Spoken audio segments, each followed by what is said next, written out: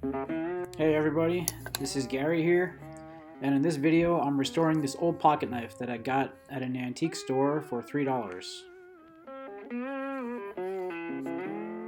You can see here that the brand is Robeson Cutlery, made in USA, New York specifically.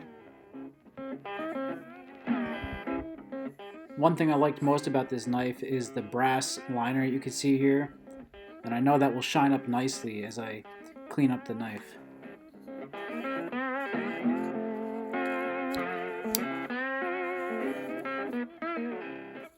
These blades were a bit rusty and tarnished, and you can see here that I need to use pliers to open up the knife.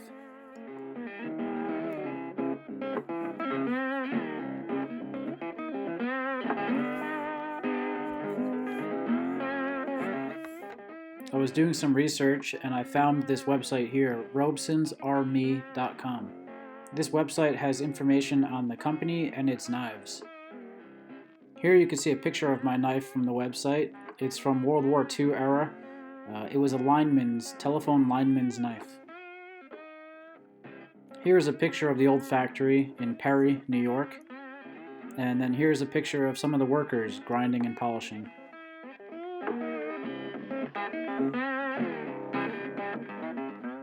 If you go to robesonsrme.com, you can see what these model numbers mean. On my knife specifically, the 2 stands for rosewood, second 2 stands for the number of the blades, and the third 2 stands for the bolsters and the brass liners. The 030 is the specific model number of this knife. I'm a fan of 357 Magdad's channel, and in his channel he restores pocket knives, and I watched this video quite a bit to learn some techniques on restoring my pocket knife. First off, I use this little sharpened stick to get all the old pocket lint out of there, and then I use the steel wool and I kind of wrap it around the top of it and just scrape off some of the rust and tarnish that's been in there for years.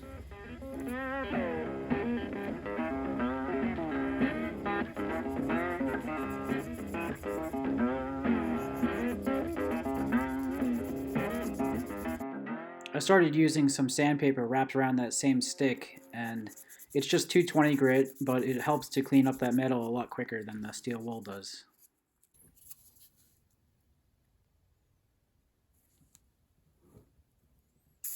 As 357 Magdad says, look at all that liquefied patina. The sharpened stick and the sandpaper works well on this part of the knife too.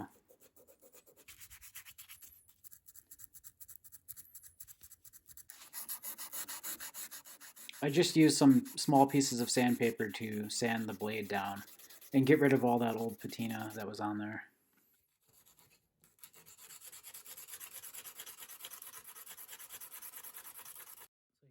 Before I get too far, I just wanted to show you a little bit of the before and after so you can compare. That is sanded down to 150 grit right there.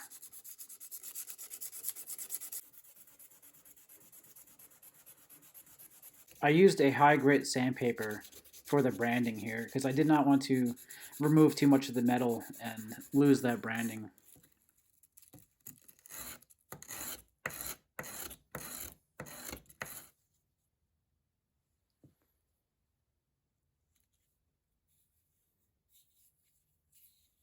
I used 220 grit sandpaper to sand down this handle. You can see this one I did not sand yet, and you can see all the gunk that's built up in those pores right there.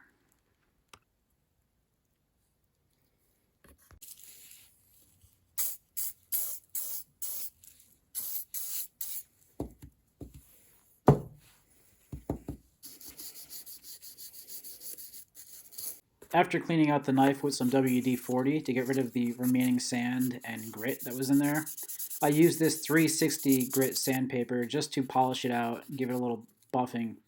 It really shines up these bolsters nicely. Here is my pile of sandpaper that I used to sand up this knife. I learned this technique from 357 Magdad's videos. This is a piece of 3M scouring pad. This helps to polish and buff out some of the scratches and give you a nicer look on the metal.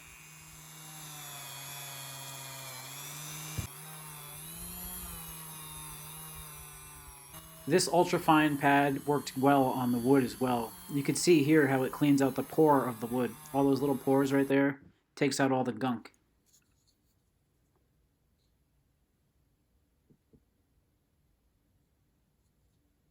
I used my little stone here with some honing oil just to give this knife a quick sharpen, and let's see how it cuts some paper.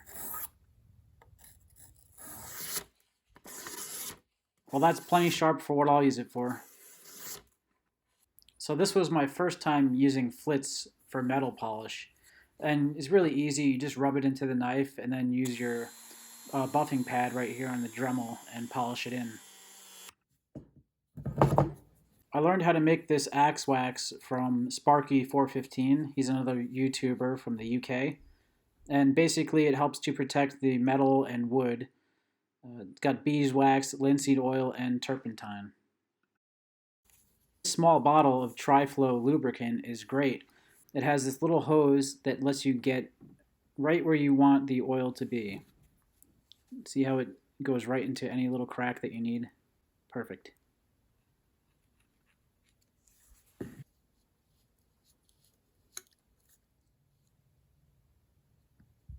Here are some shots of the knife before I refinished it. A little rusty here and there, a little bit of gunk built up around there, some pocket lint. And don't forget that patina.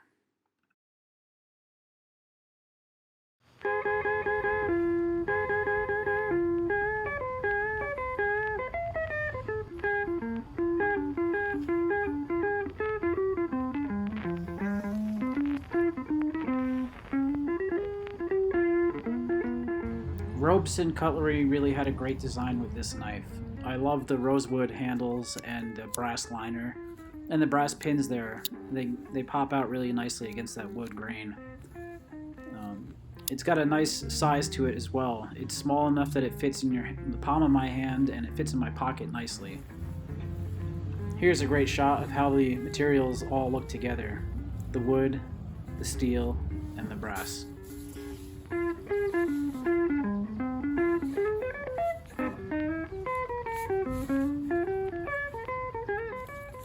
And like I said before, this knife fits perfectly in my hand and fits nicely in my pocket.